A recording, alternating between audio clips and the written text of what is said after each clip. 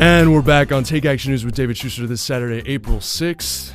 Joining me, continuing our conversation about the escalating situation in North Korea, of course, is Bobby Egan, North Korea's man in New Jersey, if you will. And of course, Bobby hails from Hackensack, New Jersey, where he owns Cubby's Barbecue. He's also a roofing contractor, and in some cases has participated in some of the highest level diplomatic relationships, almost by coincidence, with the North Koreans.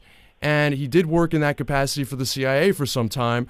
Bobby wrote a book called Eating with the Enemy, How I Waged Peace with North Korea from My Barbecue Shack in Hackensack. It's available on Amazon. I encourage everyone to read it.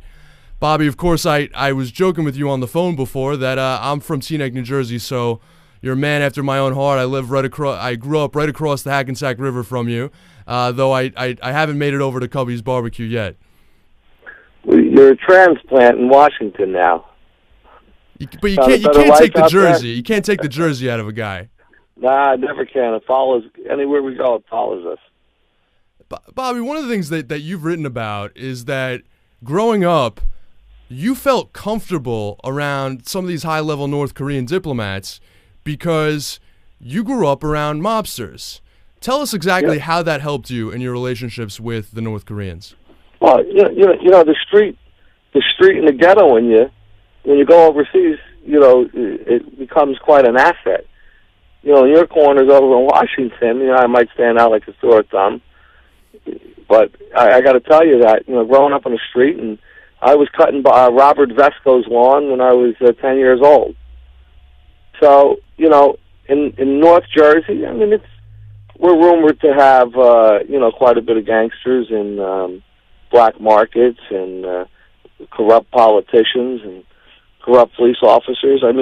Christie's cleaned it up quite a bit, but certainly, growing up as a blue-collared, kid, coming from a family that was union roofing contractors, I saw my share of corruption, and I saw my share of the street. And going back, and when you're dealing with a rogue regime, a military regime, I've been shooting guns since I'm 12 years old. So in a hunting capacity or handguns? Oh no, that was our lifestyle we had. I had hunting dogs when I'm 12. We're shooting deer and shooting duck and geese, and we have a love for firearms.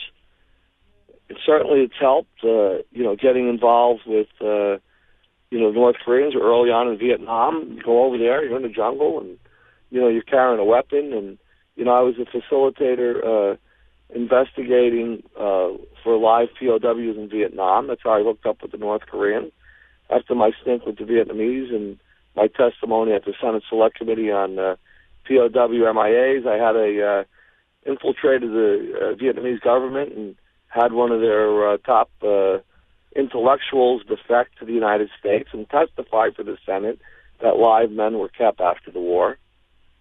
And from there, I went. The North Koreans had contacted me, and I started working with them. They needed somebody to show them. They wanted to take a peek at the West. They wanted to explore the possibility of having further relations with the U.S. We decided we'd do it out of their embassy at the UN. There are 20-something members over here. It was convenient. It was close to Hackensack. It afforded me the opportunity to make a living and operate my restaurant. They were 10 minutes away. Gave me access to their whole mission for almost 14 years.